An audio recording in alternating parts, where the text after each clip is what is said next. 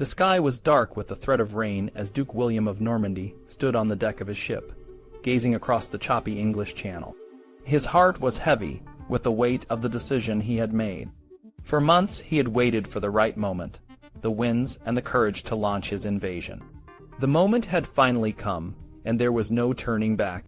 The night before, his army had set sail from the Normandy coast, a mass of ships carrying thousands of men, horses, and supplies. The journey had been perilous, the sea unforgiving, but they had made it to the shores of England. William had chosen his landing spot carefully. Pevensey, a small coastal village, was the perfect place to begin his campaign. The beach was wide, and the land around it was relatively flat, allowing his men to disembark without the immediate threat of ambush. As the first light of dawn broke, William's fleet arrived at Pevensey. The men quickly set to work, securing the beachhead and setting up a temporary camp. William knew that time was of the essence. His forces needed to be ready for battle, and he needed to move swiftly to ensure that King Harold, the current ruler of England, did not have time to gather a significant force against him. The English king, Harold, had already proven himself a formidable opponent. He had recently defeated the Norwegian king Harald Hardrada at the Battle of Stamford Bridge, and his army was still in the north, far from where William had landed. But Harold was a skilled commander, and William knew that it was only a matter of time before he turned his attention to this new threat. William's first priority was to secure a base of operations. Pevensey, with its Roman fort, offered a strong defensive position. He ordered his men to fortify the area, building makeshift defenses and setting up supply lines. He also sent out scouts to gather intelligence and to search for the best routes inland. The countryside around Pevensey was unfamiliar to his troops, and they needed to understand the terrain to plan their advance. The weather turned against them, as it often did in the late autumn. Rain began to fall, turning the ground into a muddy quagmire.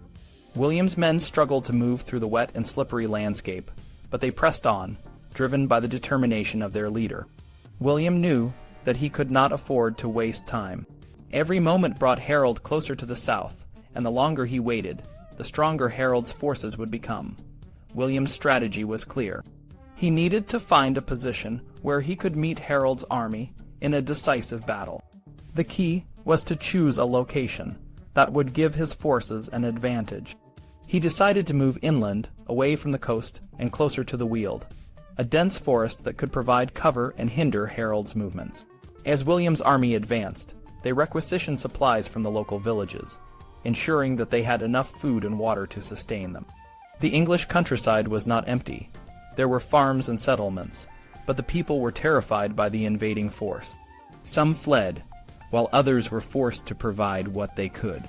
William's scouts reported back with news of Harold's position. The English king was indeed moving south, but he had not yet reached the area where William planned to meet him. This gave William a small window of opportunity. He needed to choose his battlefield carefully, a place where his cavalry could charge effectively, and his archers could support them. The land around the village of Battle, a few miles inland from Pevensey, seemed ideal. It was a hilly area, with a strategic point known as the Hoar Apple Tree, which offered a commanding view of the surrounding terrain. William decided that this would be the place to make his stand. As the rain continued to fall, William's army prepared for the coming battle. The men were tired, but their spirits were high. They had come this far, and they were ready to fight for their duke and for the crown of England. William himself rode among them, offering words of encouragement and inspiration. He knew that the battle ahead would be hard, but he was confident in his plan and in the strength of his men. The English were coming, and soon the two armies would meet.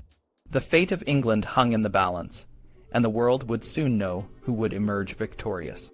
Harold, the English king, had chosen his ground wisely for the battle against Duke William and his Norman forces. Caldbeck Hill, with its rough terrain, hills, and muddy ground, offered a natural advantage. This was Harold's fiefdom, and he likely knew every inch of it. By choosing this location, Harold had forced the Norman cavalry to fight on ground that would make their horses struggle, particularly if the ground was wet from recent rains. The battle began with a Norman cavalry charge. The Normans, riding down from Battle Hill, aimed to hit the English right flank. However, the ground between the two hills was unexpectedly boggy, and the cavalry found themselves mired in mud, unable to gain the momentum they needed to break through Harold's shield wall.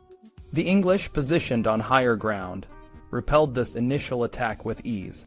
The Normans were forced to retreat, leaving behind a mess of dead and dying horses and men, which further hindered any future cavalry charges. As the day wore on, the battle became a grueling affair for the Normans. Their cavalry, which was their main strength, was rendered almost useless by the difficult terrain. Duke William, realizing the situation, had to rely more on his infantry. However, even the infantry struggled against the well-entrenched English. The English, for their part, only needed to hold their ground and wait for nightfall to bring an end to the fighting. Despite the challenges, William did not give up. Late in the day, he made a desperate attempt to break the English line by attacking their left flank. This area, while less steep, was still boggy and dangerous, with hidden traps that could ensnare horses. The Normans, desperate for water and tired from the long day of fighting, pushed forward, hoping to find a way through. The English, possibly less well-armored and less experienced, were caught off guard. The Norman cavalry, finding a path through the boggy ground, began to encircle the English left flank. Bishop Odo, William's half-brother, played a crucial role in rallying the Norman troops. He rode into the fray, urging the young soldiers forward with his marshal's baton. The image of Duke William lifting his helmet to show his face to his men is famous, but the tapestry's margins suggest a different, more desperate reality. The margins show images of fear, cowardice, and shame, hinting that some of the Norman cavalry might have been considering desertion. William, facing the possibility of defeat, may have called for aid, promising rewards to those who would stay and fight. The Norman cavalry, now on firmer ground, began to outflank the English left. The English, realizing the danger, tried to reposition their lines, but the terrain and the confusion made it difficult. The Normans, seeing an opportunity, pressed their advantage. The English, who had held their ground so stubbornly throughout the day, now found themselves in a dire situation. The Norman cavalry, no longer hindered by the mud, charged up the hill, cutting off the English retreat and threatening to cut the London road. As the sun began to set, the battle reached its climax. The English, though brave, were now fighting on multiple fronts. The Normans, with renewed energy, drove forward, determined to break the English line and secure victory. The final moments of the Battle of Hastings were about to unfold. As the sun began to set, the English forces remained confident in their position on the hill. They had been holding their ground, pelting the Norman and French troops with arrows from their higher vantage point. The Normans, however, had a plan. They knew they needed to create a diversion to give their cavalry the chance to regroup and launch a decisive attack. The Normans and French archers, who had been relatively quiet until now, stepped forward. They began to gather the spent arrows from the battlefield, a common practice to conserve their ammunition. The English, seeing the Normans advance, thought their enemies were dispirited and retreating. However, the Normans were preparing for a critical maneuver. The Norman crossbowmen, who had been holding back, now moved into position and began firing at the English from a short distance. The crossbow bolts, fired almost flat, were deadly accurate. At the same time, the Norman archers, using a high arching shot, rained arrows down on the English from behind their own front lines. The English, caught between the rain of arrows and the advancing cavalry, found themselves in a desperate situation. The Norman cavalry, now in formation, charged down the slope and into the English left flank. The force of the charge, with men and horses weighing over 600 tons, was overwhelming. The General Field, the less experienced part of the English army, had no chance against such a powerful assault.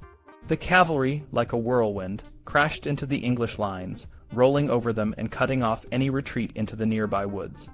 Harold, the English king, fought on valiantly. His right and center were disintegrating, but he refused to flee. The tapestry shows him standing his ground, possibly covering the retreat of his troops. Some chroniclers suggest that Harold was personally killed by Eustace of Boulogne and William, along with 2 others, to prevent any further resistance. The battle turned into a rout. English soldiers ran for the woods, and some hid in the undergrowth. The Normans, in their pursuit, faced a hidden danger. In the darkness, they charged into a hidden trench or valley, leading to the death of many of their own men.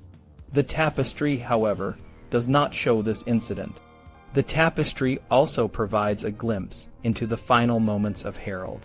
A figure, possibly Harold, is shown holding an arrow, which some believe was the arrow that struck him in the eye. The image of a bird turning away from him symbolizes his doom. The battle, now a chaotic massacre, saw the English center, composed of experienced or mercenary troops, fighting to the last around Harold. The battle was fought on Caldbeck Hill, not Battle Hill, which helps explain the tactical movements. The Normans, an invading force with nowhere to run if they failed, were desperate. The cavalry, reserved for a critical moment, gave the glory to the nobles and knights. The tapestry, in its detailed scenes, suggests that Odo, William's half-brother, played a significant role in rallying the troops and directing the final attack. The tapestry also hints at a possible power struggle. Eustace of Boulogne, identified by his distinctive mustache and the unique depiction of both his legs in stirrups, is shown prominently. This suggests that he may have claimed a significant role in the battle's success. The superscript above Eustace and William, which was later removed, may have been a key to understanding the true story of the battle's final moments. Despite the Norman victory, the battle was a close and hard-fought affair, with the Normans facing the real possibility of defeat as the day waned. The tapestry, with its detailed and sometimes cryptic imagery, provides a window into the complex and brutal reality of the Battle of Hastings. The iconic image of Harold clutching an arrow marks a pivotal moment in the Bayeux Tapestry. This scene, set atop Caldbeck Hill by the hoar apple tree, captures the transition from day to night, symbolizing a shift from the earthly to the divine. It is a liminal moment, a threshold where history and legend blend, hinting at the deep magic that permeates the Middle Ages. The tapestry's story, however, does not end here. There was originally a tailpiece, a conclusion that has since been lost. This missing portion is a mystery, and its absence raises questions about its content and why it was removed. Many assume it depicted King William enthroned, a fitting end to the narrative, but the tapestry was not commissioned by William, nor was it likely intended for him. Instead, it seems to have been a personal project, possibly commissioned by Bishop Odo of Bayeux, Harold's half-brother and a key figure in the Norman Conquest. Odo's role in the tapestry is prominent, and his influence is evident in the detailed scenes it portrays. However, the missing tailpiece might have contained something more controversial, perhaps a depiction of Odo's own ambitions or a message that could have been seen as treasonous. In 1082, Odo was arrested and imprisoned for high treason, and it is possible that the missing portion was removed as evidence of his alleged treachery. The hasty and rough amputation of this section suggests it was cut away while the tapestry was hanging, perhaps as a quick and decisive act to prevent its message from being seen. Another intriguing figure in the tapestry is Eustace of Boulogne, a powerful noble with a rich lineage and a keen interest in England. Eustace was married to Godjefu, the sister of Edward the Confessor and Harold Godwinson, making him a potential contender for the English throne. His inclusion in the tapestry, alongside his prominent role in the invasion, suggests a more complex political landscape than is often assumed. Eustace's actions and ambitions, particularly his failed attempt to seize control of Dover in 1067, indicate that he was a significant player in the events surrounding the Norman Conquest. The tapestry's depiction of Harold's journey in 1064 adds another layer of complexity. Instead of sailing directly to Normandy, Harold's ships took a more circuitous route, suggesting he might have been seeking Eustace's support. This theory is supported by the dangerous and treacherous nature of the coastline, which could have led Harold to land in Ponthieu by accident. The idea that Harold was trying to align himself with Eustace, or that he was on a mission from Edward to offer the throne to his brother-in-law, adds a new dimension to the traditional narrative.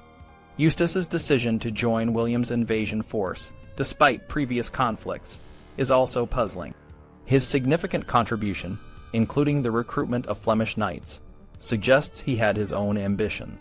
Perhaps he saw the invasion as an opportunity to gain control of the English coast, or even to claim the throne himself.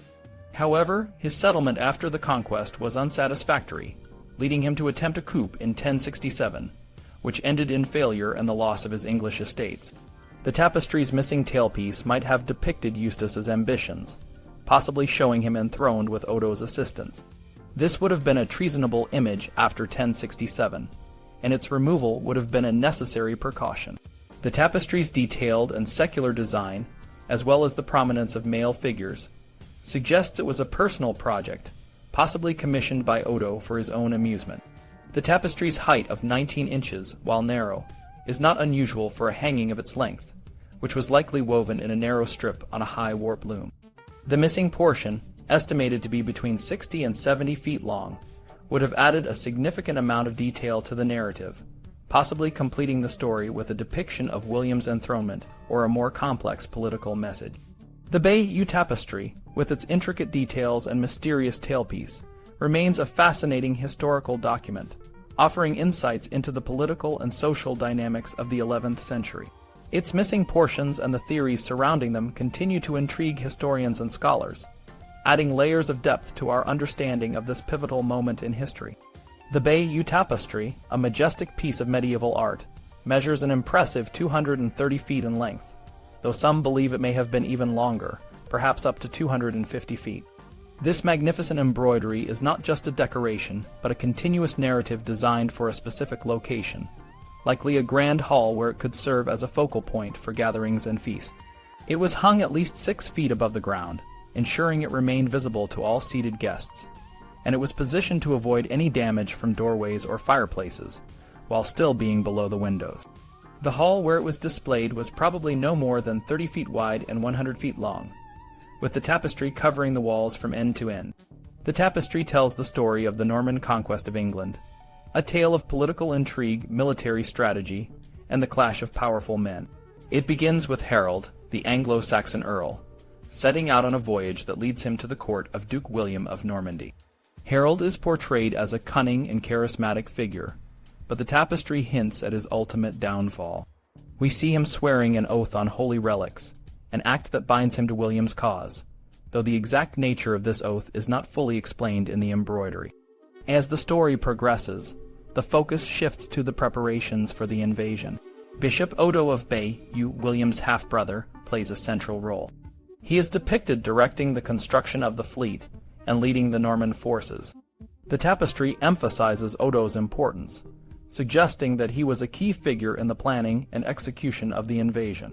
When the Normans land at Pevensey, Odo is again prominent, and he is shown participating in the discussions that follow the Battle of Hastings. The battle itself is depicted with vivid detail, showing the chaos and violence of the conflict. After the battle, the tapestry moves on to the aftermath, including William's coronation as King of England. However, the coronation is not the final scene. The tapestry ends abruptly, with a section that appears to have been cut off, leaving us to wonder what might have been included. Some speculate that it could have shown William paying homage to the King of France, or perhaps a scene involving Odo's later downfall. The tapestry's survival is nothing short of miraculous. It was kept safe in Bayeux Cathedral, possibly in a cedar wood chest that protected it from moths and other damage. Despite its age, it shows little sign of wear, suggesting it may not have been displayed for long in a secular setting. It was eventually recognized as an important historical artifact and recorded in the early 19th century, though not without some damage from souvenir hunters. The tapestry's creation and purpose remain subjects of debate. Some believe it was commissioned by Bishop Odo to celebrate the Norman victory and his own role in it. Others suggest it might have been a gift from King William to the cathedral, perhaps as a way of distancing himself from Odo's later troubles. The tapestry's Latin inscriptions, or superscripts, provide clues about its intended message, but they do not explicitly state that William was the rightful heir to the English throne. This omission is significant, as it suggests the tapestry was more about celebrating the Norman victory than justifying William's claim. In the end, the Bayeux Tapestry is a remarkable document of medieval history, a vivid and intricate tapestry that tells a story of ambition, betrayal, and conquest.